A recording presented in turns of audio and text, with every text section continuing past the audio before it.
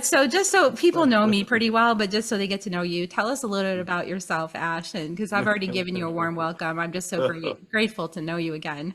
Oh, Tell I'm so us. grateful to know you again. It's so true. From the moment we started chatting, I was like, oh my God, I love this beloved. We are so from the same soul pod. And yeah, and so grateful to connect with everyone listening right now. And it is truly a joy to be here, joy to be able to share.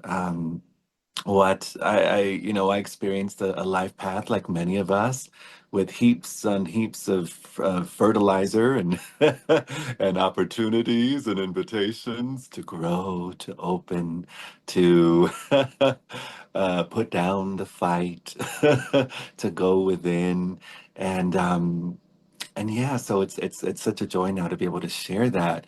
I came into this world singing. That was my favorite way to communicate, singing and also with energy and presence.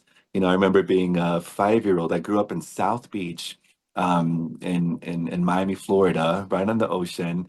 And my first audience were these old Jewish ladies on their lawn chairs, and I would sing them all these songs. And then one day my mom was like, Dorothy? And I was like, I love Dorothy. She was like, she can't hear.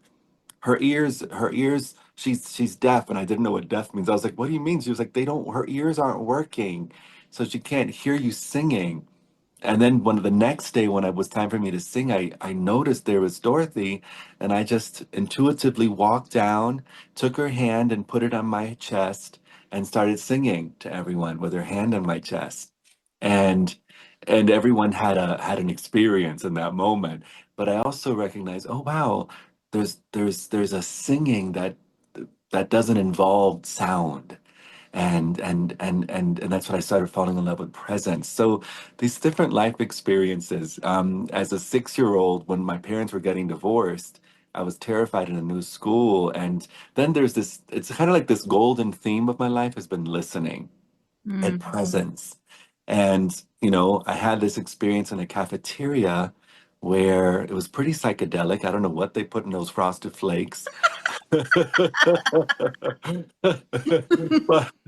but I was the new kid and didn't want no one to talk to me or see me or look at me. So I sat in the darkest corner and I opened my spork and my cereal so meticulously, and I took a bite and it was thunder in my head. I swore that everyone could hear it, and I was terrified.